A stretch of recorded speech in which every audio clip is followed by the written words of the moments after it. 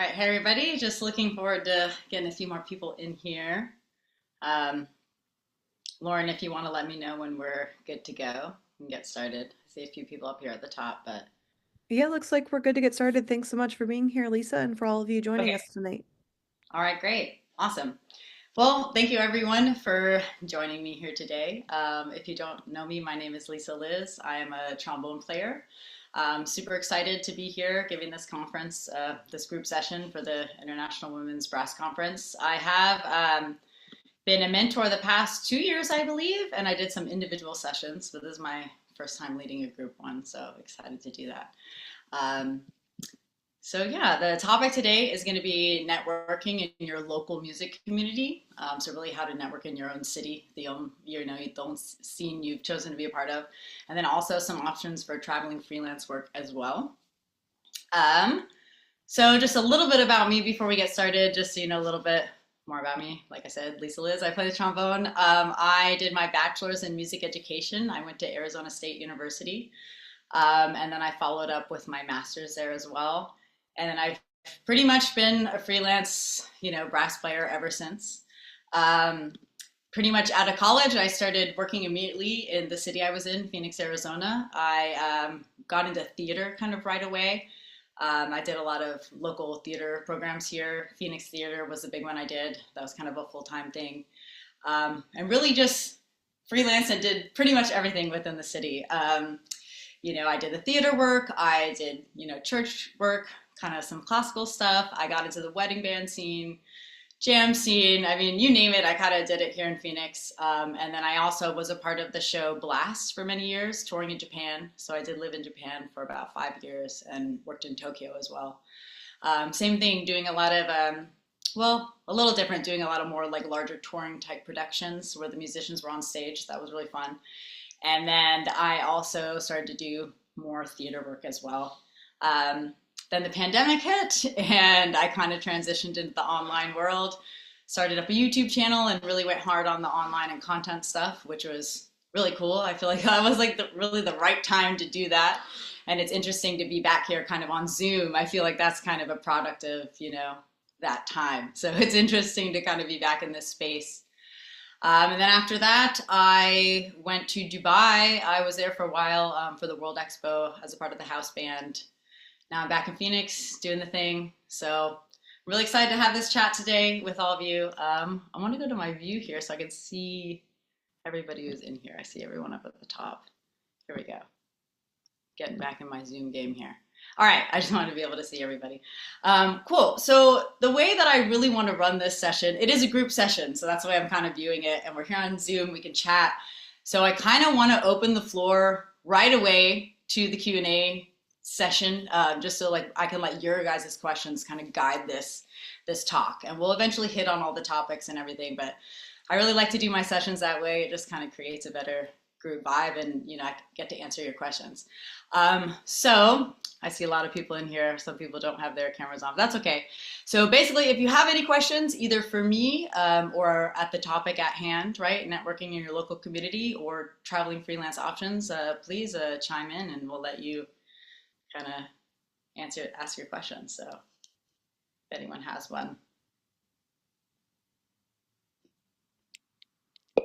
If not, we'll kind of just go into the thing. Oh, okay. Oh, yeah, I guess raise your hand. You guys are on mute. Okay, I see Tori right here. Raise your hand.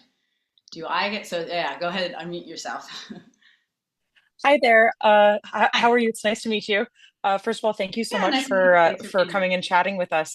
So like my Yeah. personal situation, so it's I'm at the moment I'm a third year fellow with the orchestra now, and am anticipating moving back to New York City once I finish with the program in May.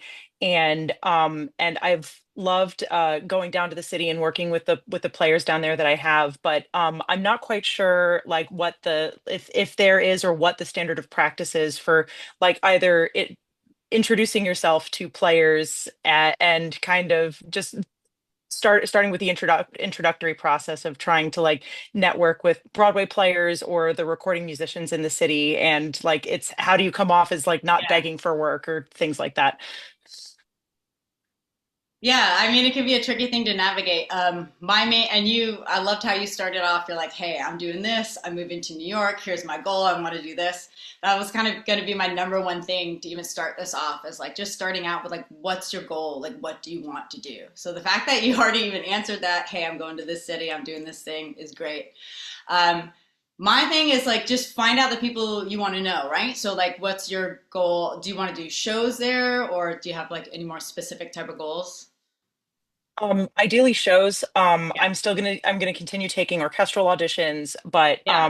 since it's like I grew up in the city, my family's down there, my partner lives down there, so I ideally I'd like to continue to work and like make money and be able to pay the bills while I'm down there while doing something that I enjoy and love doing. And so like playing shows and recording work is mostly what I'm hoping to do. And then also, Yeah. could you talk a little bit about getting on sub lists with like some of like the local orchestra with local or regional orchestras?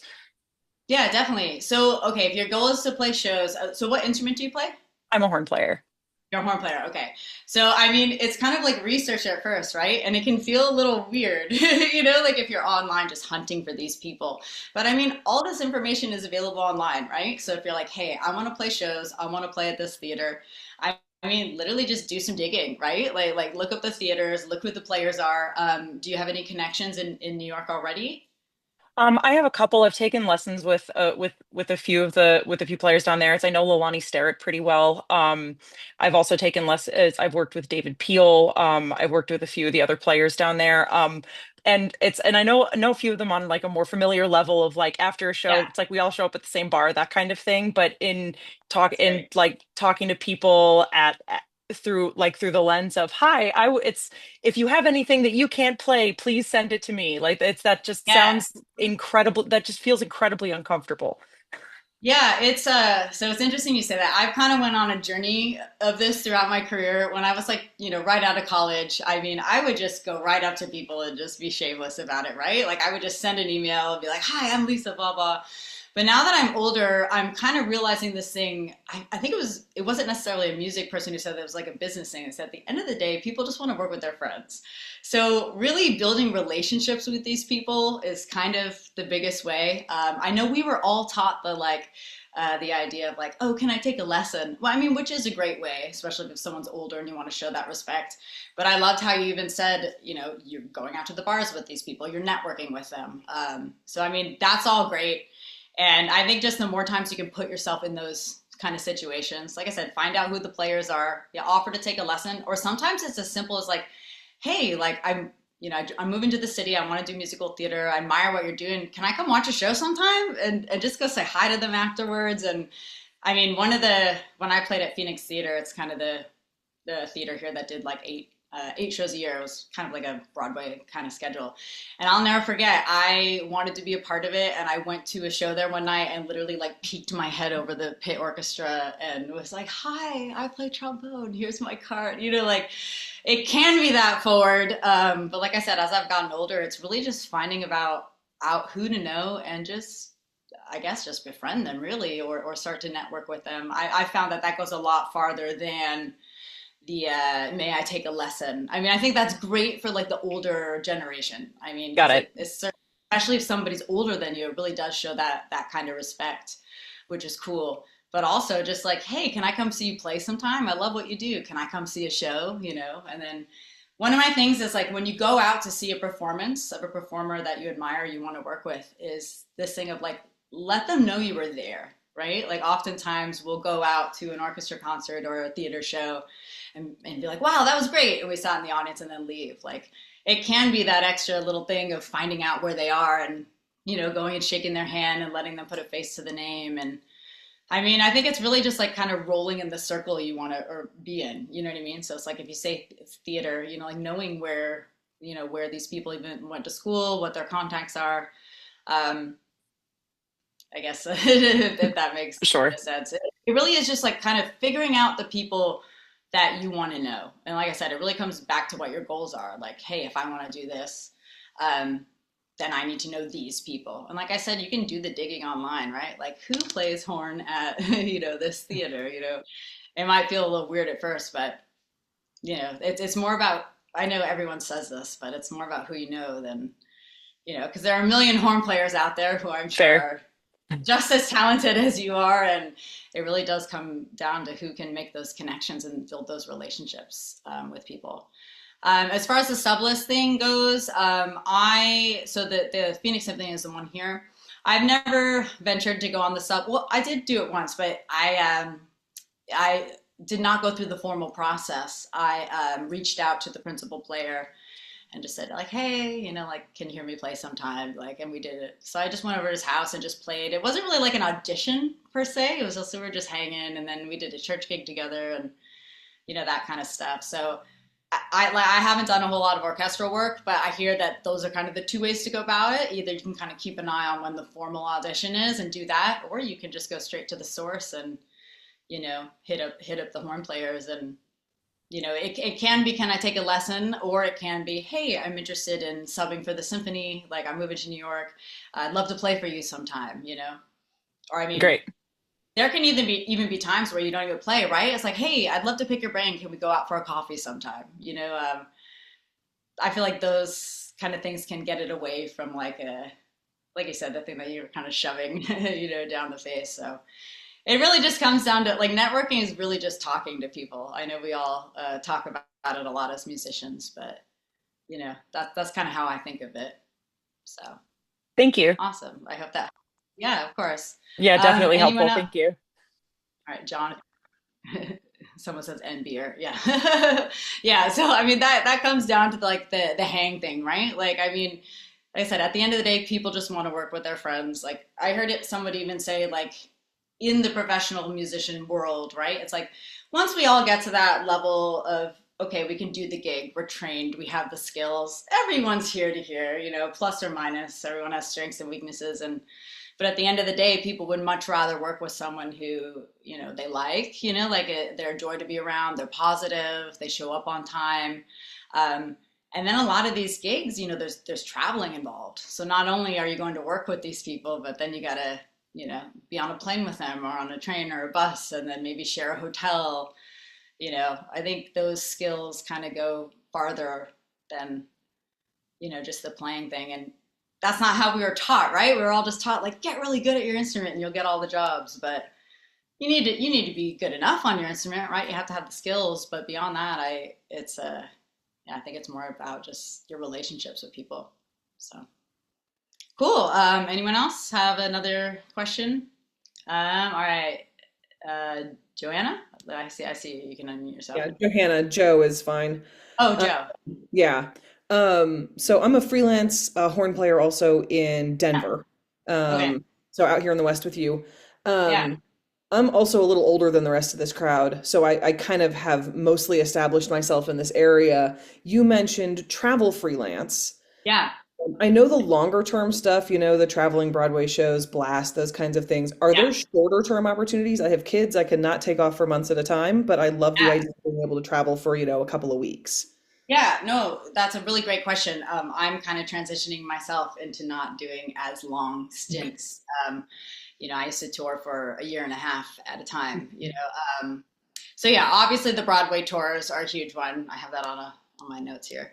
But there also is the option of doing fill-in work, if they need a sub for one of these Broadway tours. I mean, obviously that doesn't happen as much because they'd rather have someone there full time. I think the shorter options, most of them are longer term. A shorter option could be like cruise ship work, going in for like a week or something. Another huge option, I don't know how it is in all of your cities, but Phoenix right now is really transitioning into this very like booking heavy place, where everything goes through these huge booking and talent agencies. Mm-hmm. So that's also something I've noticed, and those could be international opportunities as well. I just signed up with one recently, and they're coming to Phoenix, and they needed to hire someone. So I know it's trickier for horn because there's different options out there, but yeah, I mean, really, I guess it would just be more like fill-in type of work. Yeah. But do you have? Oh, go ahead.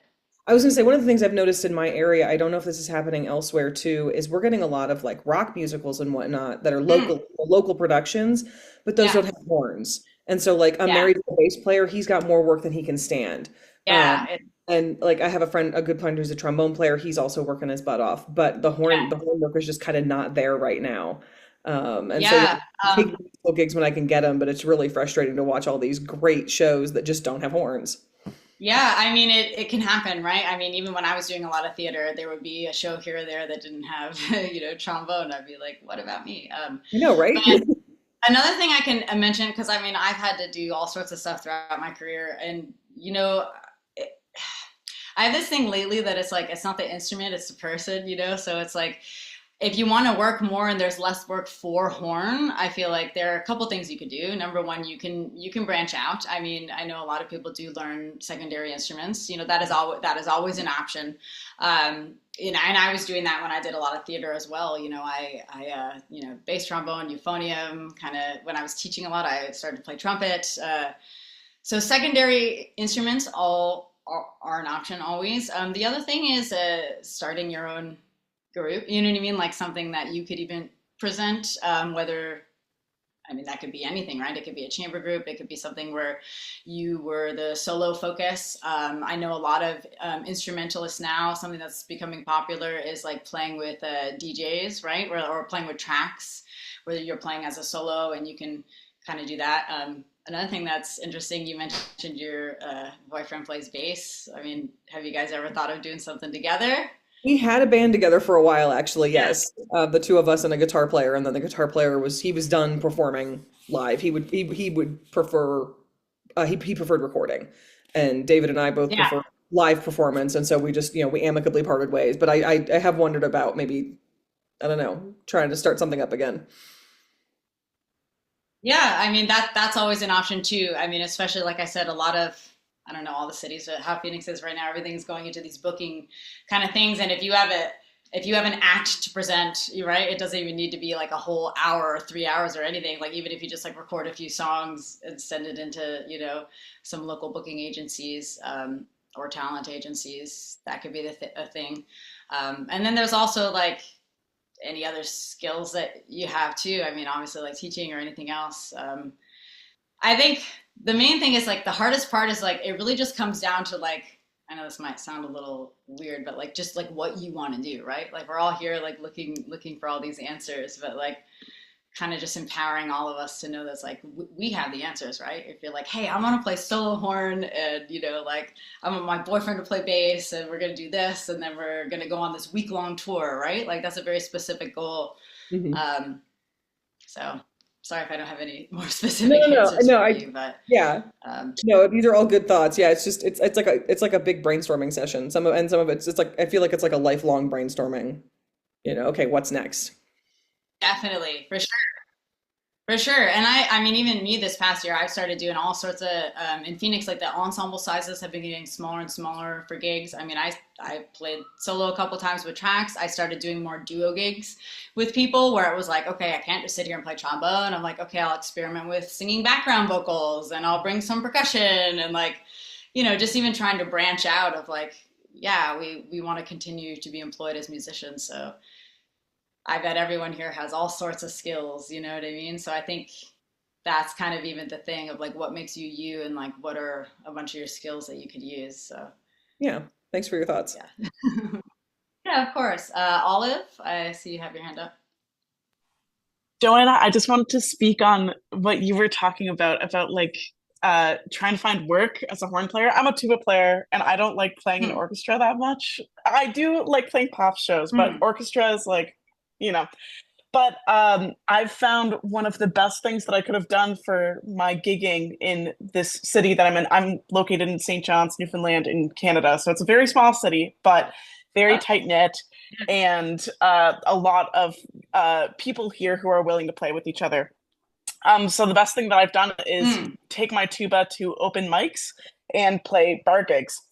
So the people love the bar gigs, and so it's helped me network within my community. Like I just put on a show last month called Nora Jones Meets Tuba, and we played a bunch of Nora Jones songs. I Nice. played them on tuba while I had a jazz pianist and a drummer, and we made a little bit of money on it and everything like that. But more importantly, like the local news was willing to put me on the radio and like share a recording on the radio with them and do an interview with them and everything. So that has been a very successful instance for me of networking within my community. So now I have my CV just from doing this one show with my buddies. Now I have like media appearances on my CV and things that they can go look on the Canadian Broadcasting Network website and go find interviews of me talking about the tuba and the stuff that I do and everything like that. But yeah, anyways, I just wanted to Awesome. put that out there that it is like a super like fulfilling and viable thing to do, to just like go to the local bar and bring your horn and just like improv with people to the best of your ability. Yeah. Anyways. And in my experience, when you walk into a bar Yeah. with a shiny brass instrument, people, you get their attention. They're like, what Oh in the yeah. world is about Oh to yeah, they happen? love it. Yeah, it's a lot of fun. But It's a no, lot of thanks so much fun. for that. Yeah, thanks so Yeah. much for that comment. And that was something, yeah, like even what you said about that is like when you do get these opportunities, like even the idea of like, yeah, get it on film, like even, like take the extra time to, set up a camera, get your filming gear, or if you need to have a videographer come. And sometimes these things are an investment, right? Like, of course, you could do it yourself, get there early, set up the cameras. That's totally fine. I've done that a million times, or if you have a friend who's willing to come help film, or like sometimes it's worth it to pay a videographer, right? If you have this solo show that you've planned and you want to do it again, and I mean that's great. Like Nora Jones meets Tuba, I would go watch that show. You know what I mean? And then now you have it on video, and you got some performances set up, and then now you can send it out to a big thing here in the Phoenix area. There's casinos, there's bars, there's restaurants, there's all these places. That would host such acts, they, because whoever books at all these places, like they have a job to book people. And like, oh my God, if someone comes to them, hey, I have this act, watch this video, you just made their job easier too. So that was a great comment of having your own act to sell, right? Developing your own act. And Yeah. it can And be, go ahead. Yeah. yeah, sorry. Yeah, you mentioning like getting the video and everything like that. A friend of mine had offered to live stream it. So I was able to live stream it to people back home and everything like that. And I had two people that I had no clue who they were. They were these two photographers, two separate Mhm. photographers showed up and took Yeah. pictures of the entire event for That's free awesome. and posted it on Yeah. their socials. Like there are some, and on top of that, like there's this one guy that I know in the city who like curates like all of the live shows that are happening every weekend and posts them on Instagram with this cool graphic design stuff. So like Lisa is saying, is it's a lot of like knowing people, even if it's like only kind of that you like have seen them in passing, you're like, oh, you take pictures, cool, like Yeah. good to see you. And then they see your Facebook event and they'll pull up and just take a bunch of pictures of me playing. Yeah. Yeah. And I guess even this is a good conversation. Like even networking goes beyond just musicians, right? Like we all start with, I'm a trombone player, so I'm like at first I was just like all I talked to was trombone players, and then you branch out to other musicians in this. But like yeah, photographers, who's going to take your photos? Videographers, like maybe it's a social media person, maybe it's the local news. Like this idea of networking isn't just within your music community. Like it takes a whole team really to do music. And yeah, all that was great. It's even making me tie in another thing I had here as a way to network with the local scene is yeah, going to open mics and jam sessions. Oh my gosh, you will meet so many people. So last year in Phoenix, my partner is a singer and piano player, and he hosted this jam, and I was there every week, kind of as like the horn liaison or leader and everything. And I could not believe the amount of people that we met through this jam. I mean, you meet local musicians when they come into town. And obviously, it was posted on social media. And some of the coolest ones were people who were out of town. Hey, I'm in town from this city, and I heard about this jam. And that now you have a connection with someone from a different state. And it could be anyone. Some people just come to watch. They're just music lovers and supporters. And that's another thing of networking is you have to build fans too, right? It's not just about the musicians, also making connections with people in the audience, music supporters, the bar owners, meeting new musicians who are coming into town, even if you just go and watch and hang out. And because I was a classically trained player, so I always thought, I was like, oh, a jam means it's like jazz. But I was like, no, we played pop music the whole time. You know what I mean? Just like there are jams for every single kind of music. There was even something in Phoenix few years back where it was kind of like a classical music type of jam or open mic, you know, you could do that. I mean, blues, rock, jazz, and pop, anything. It's just a great place to go out and meet musicians and network. So yeah, definitely the open mics and jams thing is a huge one. So awesome. Anyone else have any questions? All right. Well, anyone feel free to chime in. I'm just going to kind of keep going down this list. I'm just kind of curious, how many of you in here, I know we have a bunch of cameras off, so I won't be able to tell, but are like college like age, or most of us, it sounds like a lot of us are a little bit older. Yeah, Olive, go ahead. You're just raising your hand. I was just saying, yeah, I'm like kind of college age. I'm in university. Yeah. Okay, cool. So I'll just kind of start here. So really one of the things that I talk about a lot is like networking starts in college. You know what I mean? Like it's the perfect place to start practicing all those skills. I always say like, I mean, one of your larger networks you're going to have throughout your career is in your college years where you choose to go to university. And I always say like, if I could go back and do it all again, I give this advice all the time.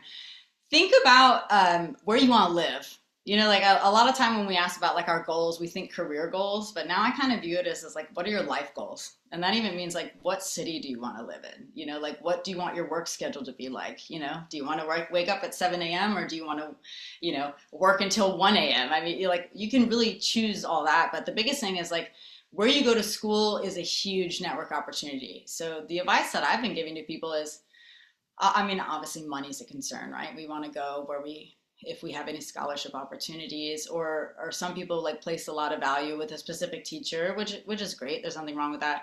But I always say like, go to school where you want to live and where you want to work, because you will gain all that networking stuff during that time. Another thing that I think about is like, you shouldn't leave that college, you know, whatever, without every single person in that place knowing your name, who you are, what you're doing, where you're going, you know what I mean? Like, and it can start small just with your studio, right? I mean, building that there, then you can branch out, then you can even start talking to other professors. One thing I did during my master's degree, when I was a little older, I not only just, you know, I studied with the trombone professor, but I also studied with one of the tuba professors. I started taking lessons with the jazz director. I would go talk to the dean and just like see what she was doing. You know what I mean? Like even know that like there are other people that have answers than just like your primary instrument. You know, and if I could go back now, like, heck, I might have walked over to the business school and like maybe tried to ask some things about marketing or, you know, so just start to realize that like, if you are in college, that is going to be a humongous network. And, you know, just start practicing now. And I forget who it was earlier. They were talking about like it being awkward to go up to people. It's going to be awkward. Start practicing it now, right? Like, and everyone loves compliments, you know, so if you admire someone's playing, you know, just walk up, hi, I'm Lisa, I play the trombone. I loved your playing. That was awesome. When's the next time we're playing? I'd love to come see your show. You know what I mean? Like automatically that person is going to be, oh, great. You know, you're automatically like opening up that kind of thing. So don't be afraid to tell people you admire them or you like what they're doing, you know, or you want to learn. So just know that you can start practicing that in college, and those relationships will last your whole career, you know, if you nourish them. So really, that's kind of like a big thing. And the other thing is go off campus, you know, like, I guess, you know, like there is a lot of musical opportunities while being in college, but the biggest thing is like, there's a whole city out there. I mean, wherever you are, you know, so start figuring out, I mean, it starts with your goals, but also like in that city, whatever your chosen cities are, like what's the scene like there? You know what I mean? I guarantee you, like in New York, it's a different type of working scene than Los Angeles or New Orleans or Phoenix or anywhere, right? So I always think of like, put yourself in the place to do what you want to do, right? Like if you love theater and want to play Broadway musicals, move to New York, you know? If you want to be a recording artist and get picked up for big pop shows, move to LA, you know? If you want to play trad jazz and do that, go to New Orleans. If you want to do cruise ships and play salsa music, go to Miami, you know? So it's like, or if there's a specific orchestra from a specific city that you're dying to get into, you know, move to that city, you know? So location does have a lot to do with it, just being around and being present and knowing like really just like the scene of the city, you know? So that's also another thing is just get off campus as much as you can and get out there, go watch shows. I mean, I always say I love watching music just as much as I like playing it. You know what I mean? I love going to concerts. I love going and watching. So that's another one. Let's see. Kind of moving on here. Yeah, and so like another thing. Oh, I see someone had made a comment here. Oh my gosh, I haven't been watching the chat. Sorry guys, I'm getting back into Zoom here. Let me just read some of these comments here. How important is a union membership? Great question. Okay, so this is something I've been wondering myself. I live in Phoenix, Arizona, which Phoenix is a right to work state. So there's not a whole lot of unions, but there is a musicians union here. I myself have never been a part of it. But I've done a lot of more like pop kind of work and stuff like that. But there are specific things that I know are union only in this city. Specifically, there's a big theater that is attached to Arizona State University called Gamage. It's where all the really big touring shows come through. And I know that they specifically use union musicians. So I have thought about it, especially this last year. I'm like, should I join the union just so I can, be connected with those people? And I didn't end up doing it, but it was a thought of mine. So I've spoken to many musicians in Phoenix and asked them that question.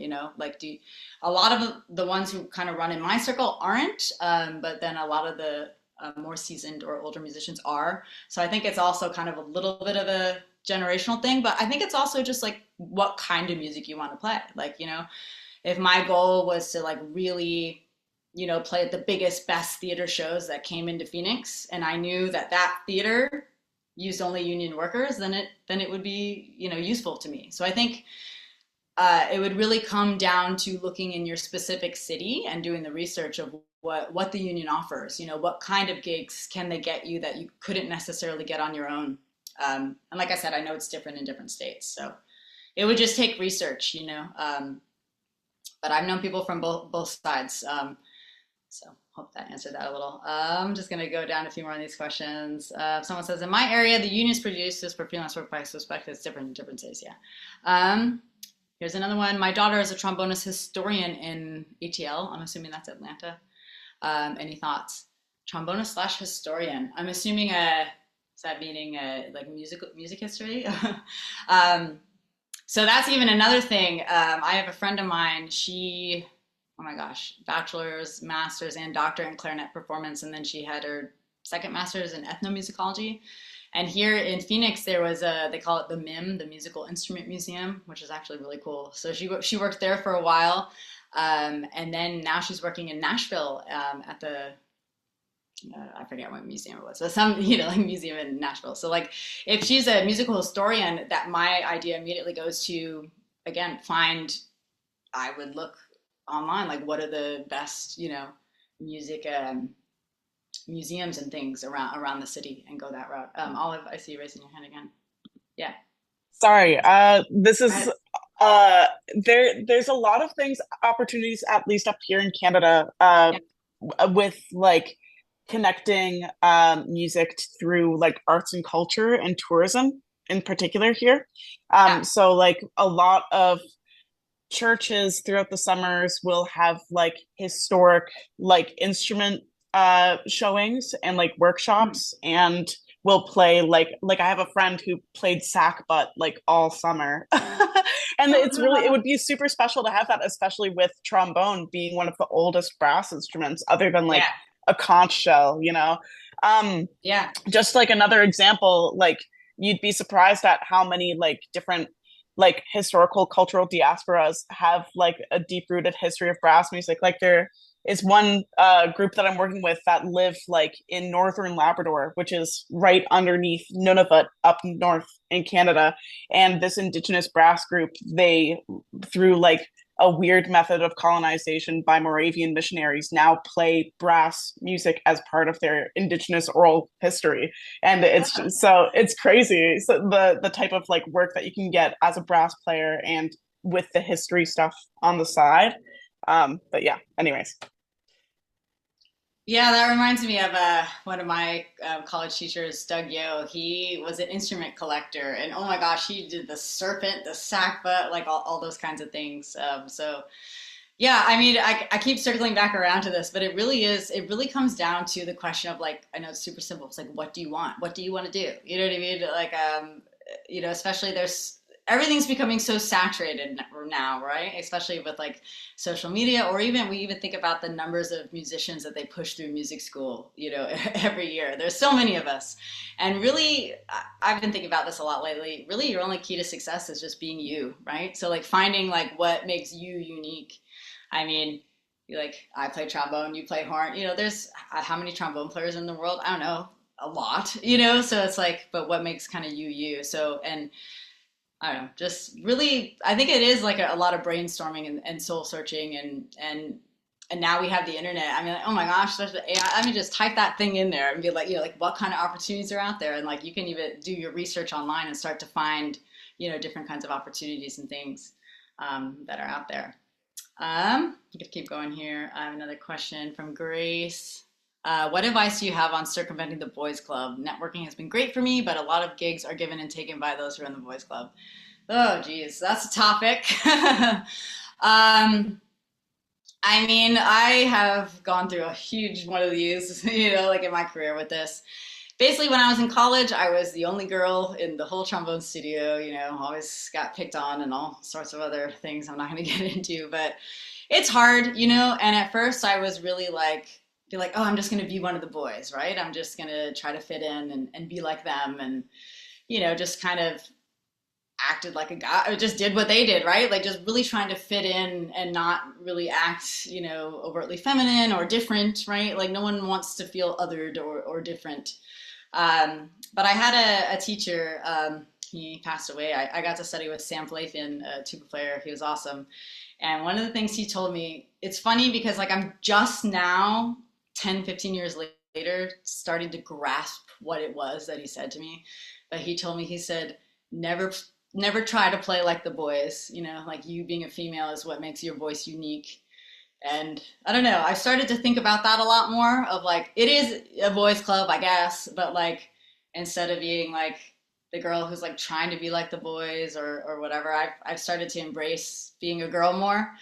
And it's funny, I never would have expected this, but the like how that's been received by women has been amazing. I'll play a show and I'll have women from the audience come up to me and be like, "Oh my gosh, like it's so amazing to see a girl on the stage," and like so amazing. So I started to think about it as more like being like a representative and actually like taking pride in being a female, in a predominantly male space.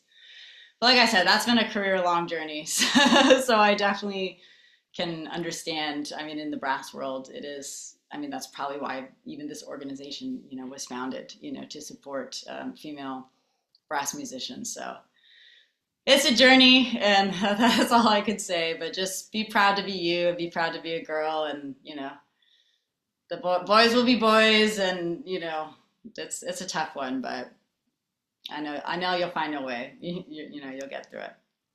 So cool. All right. Any other questions? Anybody else? Any comments? All right, cool. Well, we'll just kind of keep going down the list. So we did mention a lot about, networking in your local community. Let me just go through my notes here. So I'll go back to the goals thing, right? Like depending on your goals, that's going to tell you like what kind of music events you want to go to, right? If you want to play in an orchestra, obviously find out the orchestras, not only go to their concerts, but research the players and then find out where they go afterwards, go hang with people. We mentioned the jam sessions, mixers, alt mics, all that. Let's see. The other big one is just kind of depending on, I'm assuming everyone in here is a brass player, right? So just kind of deciding like what kind of music you want to play. And I know that's hard in college. I mean, like when I was in college, it was like we were taught three options, right? It's like you can play in an orchestra or you could like be a music teacher. And those are like the only two things that were said. And then in my master's, I started learning jazz a little bit as well. And then honestly, my whole career, I have played barely any classical, barely any jazz, and I have never been a full-time teacher. You know what I mean? So it's like, it was crazy to get out into the world and realize like, oh my gosh, you could do whatever you want. So really, it comes down to like what kind of music you want to play. And at first, I was told by a teacher, they said, you should be responsible for like whatever instrument you play, like every single style of instrument that instrument plays, right? So like that's even the research on your individual instrument, right? You know, like I play trombone. Okay, so we know trombone is in classical music and orchestra. It's also in jazz music. It's also in like military band music. It's also in like trad jazz and like Dixieland kind of stuff. It's also in like Latin and salsa. It's also, you know, and there's a whole slew for each individual instrument, like what style. So learn as many styles as you can. Don't be afraid to try new things. So that's really a big one. Just really learn as much as you can. And at first, like say yes to a lot of stuff. You know, just you never know. You know, like sometimes when a good opportunity comes up, you might think like, it's not exactly like what I want to do, and then it might lead to you meeting somebody, and then the whole thing can just go from there. So just it's kind of like you have to like go all in. That's why I tell people like if you really want it, like if you really want a career in music, you kind of just got to do, you know, whatever it takes. And it's interesting to talk to people, you know, a lot of my colleagues throughout the course of their career, and they might end up in a totally different place. So it really just comes down to if you do want to do music full time, just finding every possible way that you can do that. I'm going to go to the questions here. I see, is piano training essential? Essential, I'm not sure, but it's certainly useful. I mean, I took piano lessons for a few years when I was a kid, and then in college I learned piano as well. I don't know. It depends on what you're trying to do. I mean, it certainly helps with everything. Oh my gosh, when I arrange or write music, I always write at the piano. I always do that. Trying to think. I mean, I think for me it's helped most with like writing and arranging. I've never really played piano like live. You know what I mean? I don't really like credit myself to doing that, but I think it certainly helps, just having a knowledge of the keyboard and learning harmony. And like I said, I've found the most use of it for writing and arranging. I think being able to sit down at piano is super helpful. So yeah, for me, the piano is kind of like, maybe it was because it was the first instrument I learned. It kind of seems like the basis of everything. So that is one thing I wish I could go back now. Something that I'm working on is from being a melody instrument my whole life, you know, like really trying to delve in more to, you know, taking responsibility to learning more about harmony. So like that is something that's really cool, you know, if you learn piano or guitar or any like chordal instrument. I think that's all super helpful training that sometimes we don't necessarily get as melody instruments. So yeah, that was a good question. Cool. All right, so let's keep going a little bit of the idea of like networking in your local scene. Like I said, it just depends on what you're trying to do. Another thing can be events, you know, in your local city. Sometimes they have like arts fairs or like things like that. So again, networking can be also beyond your musical contacts. It could be, hey, I have a friend who owns this bar or restaurant, and you know, I can offer to go play music there. Or like, hey, I have a friend who's they're like an artist who's booking at an arts fair. And if I'm like, hey, can I come play it here? You know, so like just really looking at even events in your city or places that you could picture, you know, your music or you playing. Let's see here. So yeah, the other options, obviously the stock options that we always think of as orchestras, right? Getting on the sub list, all that. Like I said, I started doing the musical theater scene. Another huge one is wedding bands. I know that depends on the instruments that we play. Obviously trombone and trumpet. You know, and so like that's something for French horn where it gets a little tricky, but you know, that's when like the instrument doubling comes in. Like if you're interested in doing that, you know what I mean? I mean, you could pick up trumpet or learn bass or keys, or, you know, really anything. So, or even start singing, you know, like there's all sorts of options for stuff there. But so with the wedding bands, and I also call these like event or like corporate type bands, is really in the freelance scene, at least in Phoenix, like kind of the highest paying gigs, you know, like stuff for wedding and corporate events. And so like you can do the research within your local city. Like I said, it's all can come down to your own research. Just Google like wedding or corporate bands in this city, a list will come up. But another big thing that's happening now is there's like these conglomerate companies that are kind of like international. There's a big one called the International Musicians League. In Phoenix, it's Lucky Devils. I think it's in California as well. It's all over. I think they're also in Canada or whatever, like they call it Lonely Hearts something. Another one is the St. Royals, coming into a lot of different cities. So this comes more into like the booking thing, right? Like if you're trying to find, like these conglomerate companies that you can kind of, start looking into. And then really past there, we already touched on this a little bit, like the idea of starting up your own project. And it could be a group, it could be a solo act, it could be really wherever your imagination takes you. And then the idea too of like filming it, putting it online. That also is something that's interesting in the world we live in now, is like with the videos and putting stuff online, is really a great way to reach a larger audience, right? Like if you post something and it can go out to people even beyond your city. And then, does anyone have any questions? Any other questions? Anything? Emmy. Oh my God, Emmy! Hi. Hi, Lisa. Hey, How are I you? went to college with Emmy. I'm great. How are It's you? great to see you. Yeah, nice to meet you.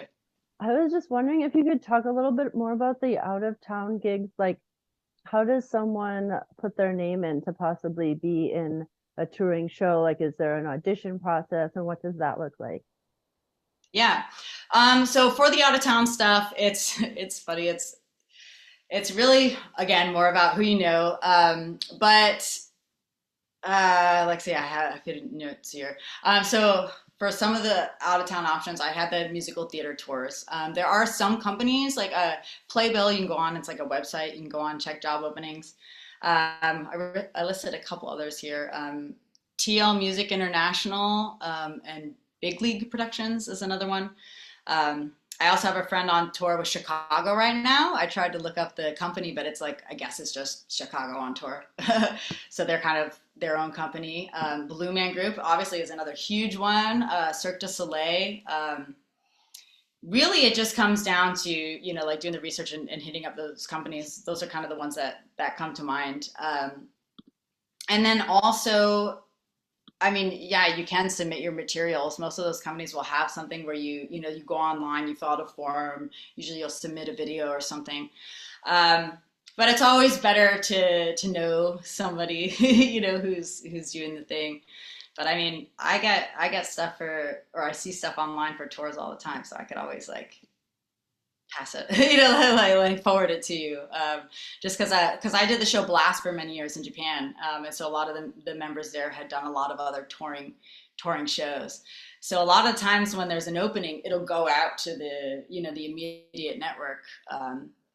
But another huge thing is the Facebook groups now. I know, I guess probably a lot of you are part of that.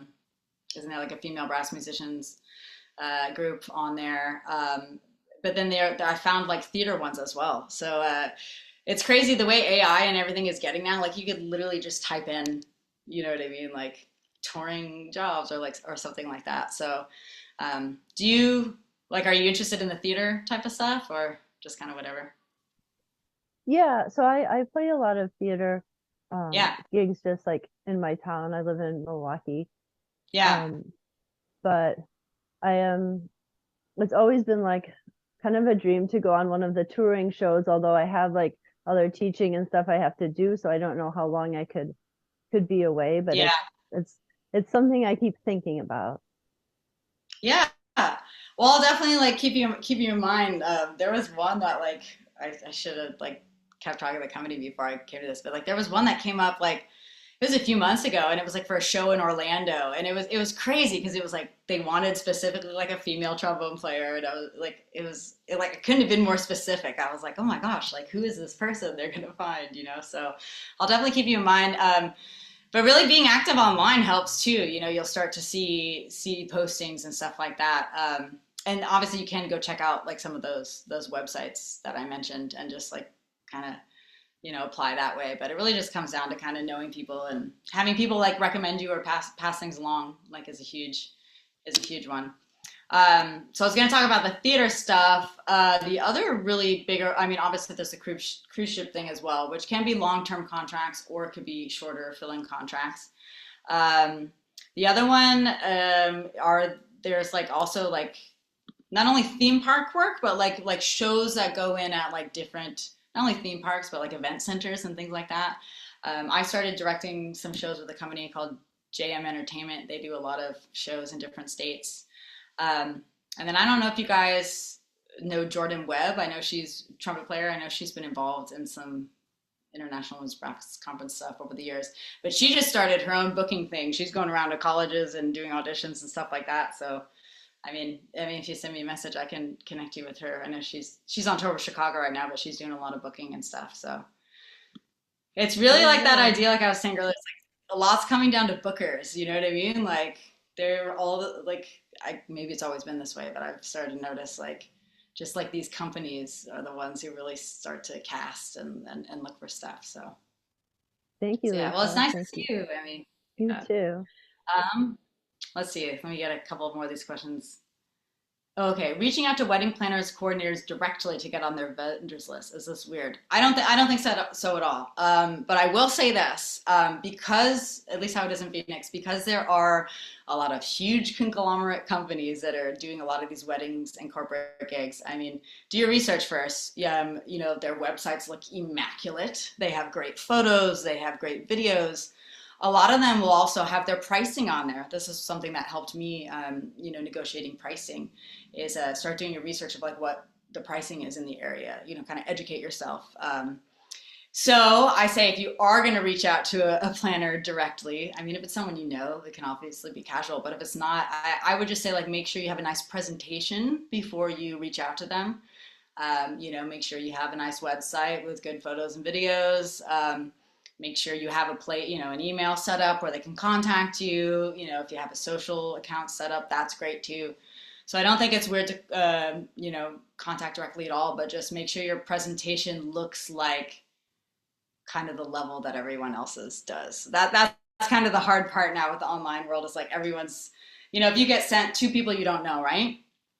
For any job, right? Whether it be through a company or an individual person, if you get sent two people you don't know, and who knows, they could play exactly the same or one could play better or this or that. And one person has this like great website with photos and nice videos and like all this stuff. And it's very easy to find out their pricing and how to get in touch with them. And the other person just like sent a text message or did a phone call. It's like, who's going to kind of get the job, So it's like, I think a lot of this is more business type stuff. But yeah, I say reach out to as many people as you can. Just have something to present to them. Because I've gotten a lot of like last minute job, people are like, hey, send a video of your playing, right? And I'm like, I just send them a link to my Instagram. I have a million videos of me playing on there. They'll see something, So kind of just keep that in mind of always having like a presentation ready to give. And we talked about this a little bit earlier, but even the idea is like it can be an investment. I mean, a lot of people in Phoenix are doing that, right? Like they'll book a rehearsal space or a nice filming space. They'll pay a sound engineer. They'll pay out their musicians, and I mean, you can end up spending some money to get some nice video footage and the things you need, but that idea of how much more you're going to get on the back end. So I guess like start to also think of that as we can get overwhelmed with the cost of these things, but oftentimes they can help us in the future if, we like view it as an investment in ourselves or to our career. If we get some nice photos taken, get some nice videos taken, have a nice website, have a very easy place where people can access your videos. So cool. Let's see, a couple more here. Do you have any general advice for starting your own group and how to network gig if you've already formed a group? Starting your own group, it just comes down to like what kind of group are you starting, right? So like start even with the concept, like what style are you playing? Like what's the instrumentation? Who are the members going to be? And then, after that is like, like what kind of gigs are you guys going to do? Are you going to play cover material? Or are you going to be an original band or an act? Are you going to compose or are you going to do covers? Obviously like build a repertoire, start rehearsals. The other thing would be after that, we've mentioned this a few times, filming, right? Getting stuff on film, setting up a website, a web presence and all that.